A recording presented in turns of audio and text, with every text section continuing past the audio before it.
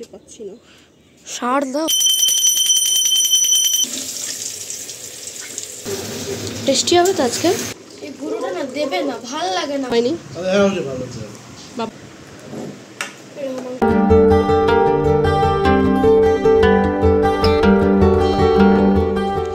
রোদ নেই, তাও কেমন একটা তাপ দেখো।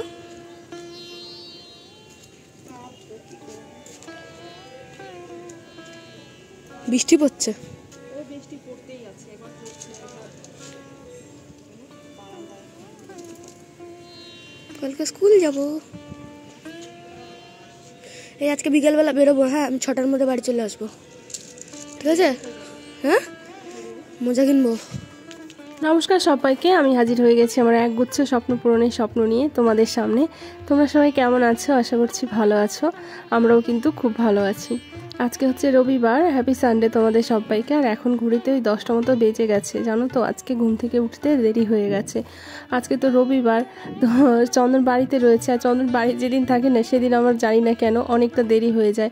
তার মধ্যে স্কুল নেই, বুঝতেই পারছো, দেরি করে উঠেছি।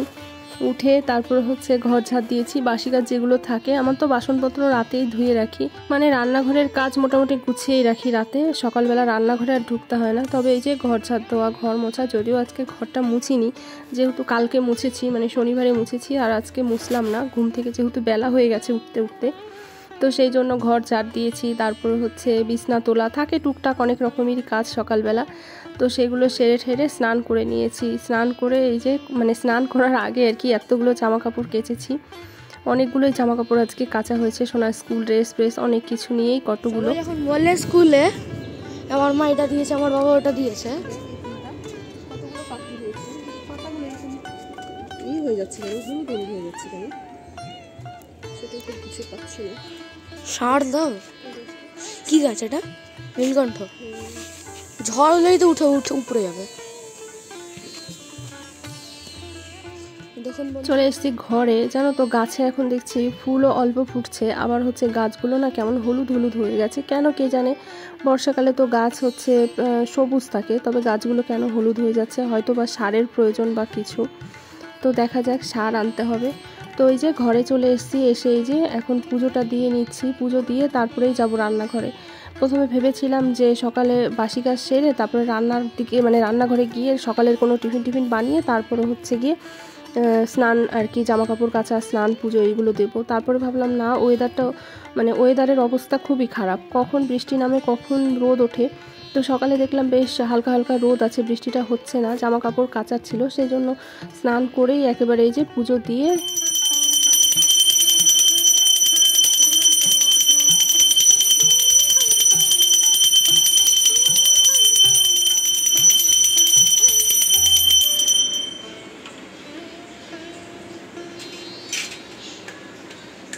এখন একেবারে রান্নাঘরে গিয়ে মানে দুপুরে রান্না, তারপরে সকালে ওরা কি খাবে সেই একবারেই করব।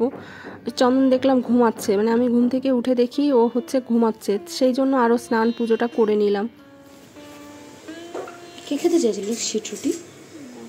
হ্যাঁ, ওইটা নিয়ে ওইটাও নিয়ে নেই। চলে এসেছি রান্নাঘরে। তো কালকে রাত্রেই হচ্ছে মাংস এনে রাখা হয়েছিল, কালকে সন্ধ্যাবেলা ওই যে বেরিয়েছিলাম একটুখানি তখন।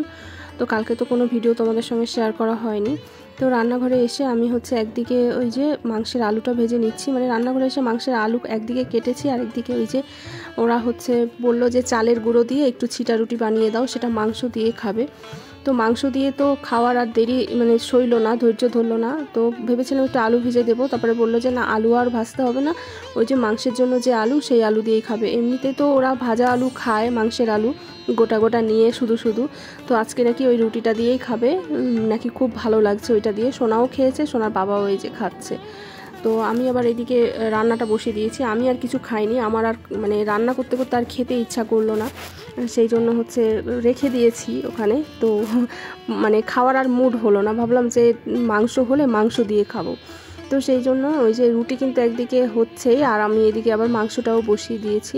তো আলুটা ভেজে নিয়ে তারপরে হচ্ছে গোটা গরম মশলা আর একটু জিরে ফোড়ন দিয়েছি, আর দেখতে পাচ্ছ কড়াইতে একদমই তেল নেই, আজকে একদম অল্প তেলে মাংসটা রান্না করব। ওই যে কালকে ম্যারিনেট করে রেখেছিলাম না মাংসটা, তখন একটুখানি তেল দিয়েছিলাম। তো আর আজকে কড়াইতে কিন্তু অল্প পরিমাণে তেল দিয়েছি, একদম মানে না দেওয়ার মতোই অবস্থা, শুধু আলুটা ভাজতে তেল লাগবে সেই জন্যই কিন্তু তেলটা দেওয়া হয়েছিল। তারপরে কিন্তু আর একটু আমি তেল দিইনি। তো পেঁয়াজ আর একটু টমেটোটা মানে ভাজা ভাজা করে নিয়ে তারপরে বাটা মশলাটা দিয়ে দিলাম। মশলাটাও অল্পই পরিমাণ, মানে কাঁচা লঙ্কা, আদা আর হচ্ছে গিয়ে রসুন অল্প অল্পই দিয়েছি। আর রসুন না কয়েকটা গোটা দিয়েছি, গোটা মানে কোয়া ছাড়িয়ে দিয়েছি আর কি, একদম আস্তে আস্তে দেইনি যদিও। তো এই যে তারপরে কিন্তু এই যে মাংসটা দিয়ে দিয়েছি, এখন শুধু কাঁচা কাঁচা কাঁচা কাঁচা কষা কষা দ্বারা হয়ে টেস্টি হবে তো আজকে, কত জানি না টেস্টি হবে তো, রান্না করার দরকার। এইটুকুনি হয়ে গেল কেন আজকে? কোথায়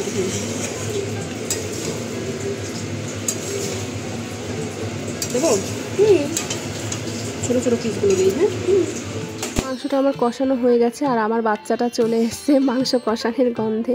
আসলে আমিও ছোটোবেলায় এরকম করতাম, এখনও করি, মানে এত বড় হয়ে গেছি তারপরেও মা মাংস রান্না করলে কিন্তু কষা মাংস খাওয়ার জন্য ডাকে।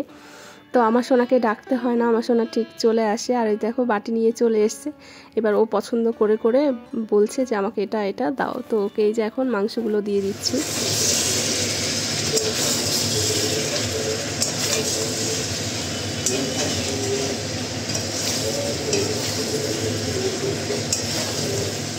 এই যে মাংস তো আমার কষানো হয়ে গেছে, তারপরে আলুগুলো দিয়ে তারপরে নেড়ে চেড়ে এখন এই যে গরম জল দিয়ে দিচ্ছি। আমি কিন্তু জলটা গরম করে নিয়েছিলাম, মাংস বলো বা যে কোনো তরকারি বলো, আমি তো সব ভিডিওতেই বলি যে রান্না করার সময় একটু যদি গরম জল দিয়ে তরকারিটা করো না, রান্নার স্বাদটা কিন্তু দ্বিগুণ হয়ে যায়, ভীষণ ভালো লাগে খেতে।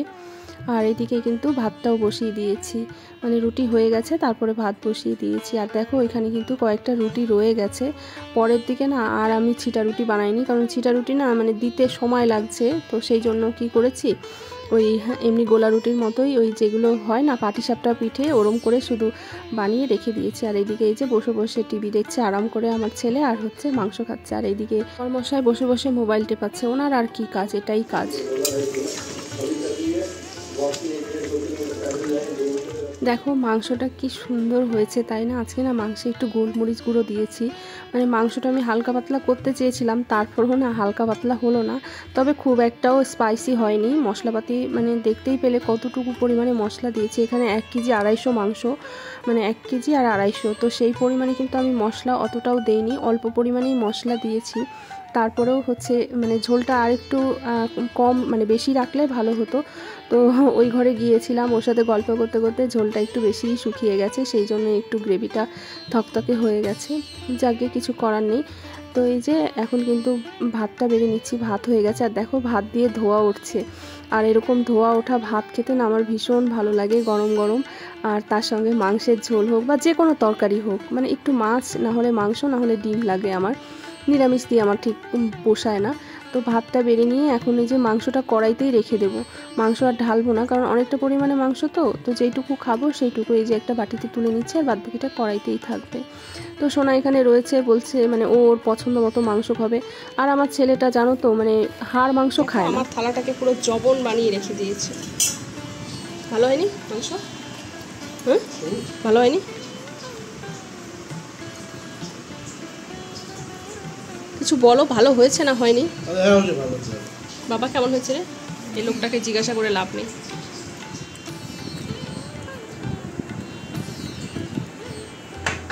ভালোই তো হয়েছে। সবসময় কোনো না কোনো খুব ধরো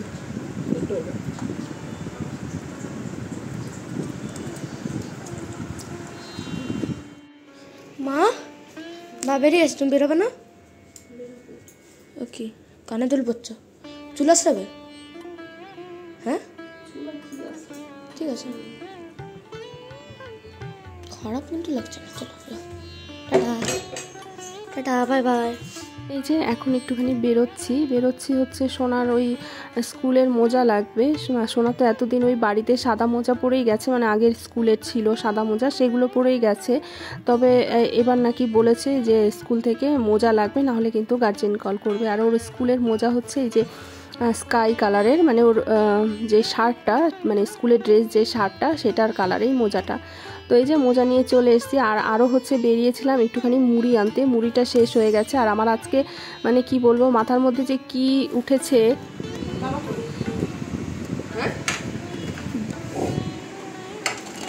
ঠিক আছে, কোথায় এত তো সলিড? এগুলোই আছে বাবা, এগুলো ছাড়া মাংস নেই, এগুলো ছাড়া নেই তো কি করবো বল। ওটা তো হাড় একদম। উপর থেকেই মাথার মধ্যে মানে এটাই ঘুরে আর কি যাচ্ছে যে আমি মাংস দিয়ে মুড়ি খাবো। জানি না হঠাৎ করে কেন এতটা পরিমাণে মাংস দিয়ে মুড়ি খেতে ইচ্ছা করছে। তো সেই জন্যই আরও বেরিয়েছিলাম।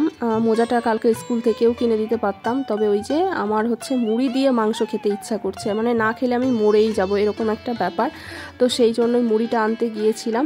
এই যে এখন কিন্তু মুড়ি বেড়ে নিয়েছি মাংস দিয়ে। আর রাত্রেবেলা করে না বাবা ছেলেকে ভাত মেখে দিতে হয়, মানে খাইয়ে দিলে ভালো হয়। তবে এই যে মেখে দিলাম, ওরা খাবে দুইজনে, আর আমি এখন মুড়ি খাবো মাংস দিয়ে। মানে এত ভালো লাগছে বিশ্বাস করো, আমার এখনই দেখে আবার মনে যেন খেতে ইচ্ছা করছে।